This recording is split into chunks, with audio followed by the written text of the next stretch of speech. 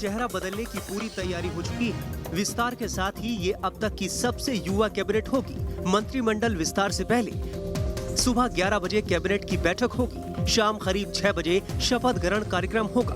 20 नए मंत्रियों को शपथ दिलाई जा सकती है। इधर मोदी सरकार ने बड़ा फैसला लेते हुए एक नए मंत्रालय का गठन किया है। कोऑपरेटिव सोसाइटी के लिए नया मंत्रालय बनाया गया है। नए मंत्रालय का नाम मिनिस्ट्री ऑफ कोऑपरेशन है।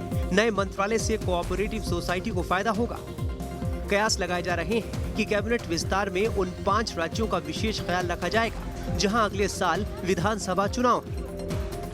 मंत्रिमंडल विस्तार में यूपी, असम और पश्चिम बंगाल की भागीदारी बढ़ सकती है। सहयोगी दलों की भी मंत्रिमंडल विस्तार में हिस्सेदारी होगी। 3 पूर्व मुख्यमंत्रियों को भी मौका मिल सकता है।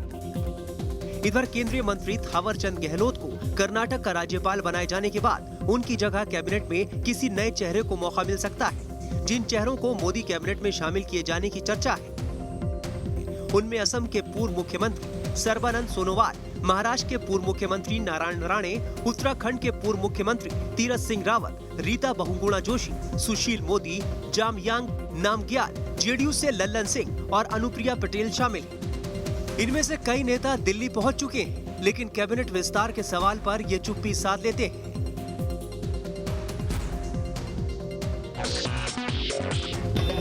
दो गुटों में बटी एलजेपी के नेता पशुपति कुमार पारस मोदी कैबिनेट के विस्तार की संभावना के बीच कुर्ते की खरीदारी में व्यस्त दिखे। माना जा रहा है कि वो शपथ ग्रहण की तैयारी कर रहे हैं।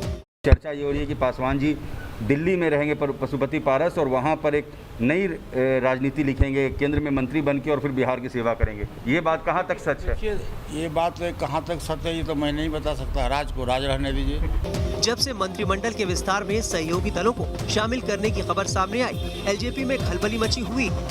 मंत्रिमंडल विस्तार को लेकर एलजेपी में नया बखेड़ा खड़ा हो गया है। सांसद चिराग पासवान ने कहा है कि अगर पशुपति पारस को एलजेपी की ओर से केंद्रीय मंत्री बनाया जाता है तो वो कोर्ट में केस करेंगे। एलजेपी के नए राष्ट्रीय अध्यक्ष पशुपति पारस मोदी कैबिनेट का हिस्सा होंगे कि नहीं, ये साफ नहीं है। लेकिन चिराग पासवान कह रहे हैं कि उनका एलजेपी कोटे से केंद्रीय मंत्री बनना संभव नहीं है, क्योंकि पार्टी के कार्यकारी बोर्ड ने उन्हें निकाल दिया है। अगर इसके बाद भी उन्हें एलजेपी सांसद के तौर पर मंत्री बनाया जाता है तो वो अदालत का दरवाजा खटखटाएंगे। बढ़ती महंगाई और बेरोजगारी के खिलाफ आज से कांग्रेस का हल्ला बोल। केंद्र सरकार को घेरने की तैयारी में कांग्रेस। आज से 17 जुलाई तक कांग्रेस का देशव्यापी प्रदर्शन। देश के 150 से ज्यादा शहरों में पेट्रोल की कीमतें सेंचुरी पार कर चुकी हैं। पेट्रोल और डीजल की कीमतें आसमान छू रही हैं, जिसके चलते खाने पीने की हर चीज महंगी होती जा रही है। महंगाई इस वक्त देश में एक बड़ा मुद्दा है। ऊपर से बेरोजगारी ने भी लोगों की मुश्किलें बढ़ा दी हैं।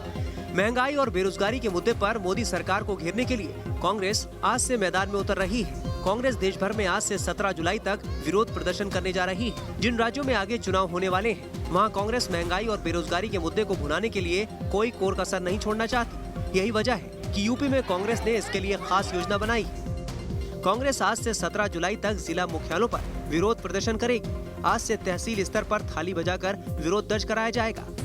12 जुलाई को रिक्शा, तांगा और बैलगाड़ी के जरिए जिला मुख्यालयों पर प्रदर्शन होगा। 14 और 15 जुलाई को पेट्रोल पंपों पर हस्ताक्षर अभियान चलाया जाएगा।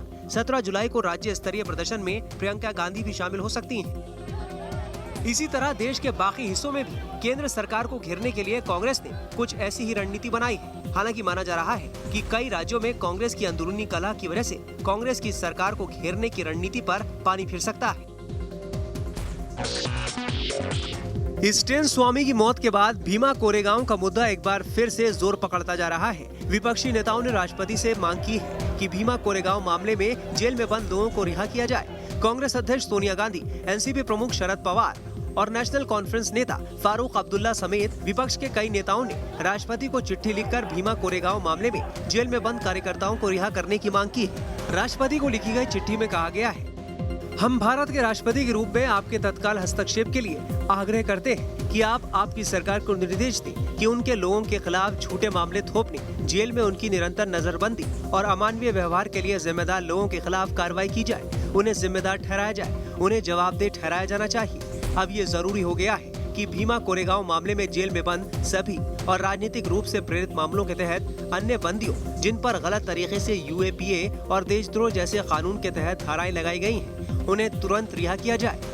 84 साल के स्टेन स्वामी को पिछले साल एल्गार परिषद केस में एंटी टेरर कानून के तहत गिरफ्तार किया गया था। खराब सेहत के बीच वो जमानत के लिए कानूनी लड़ाई लड़ रहे थे, लेकिन इस बीच उनकी मौत हो गई।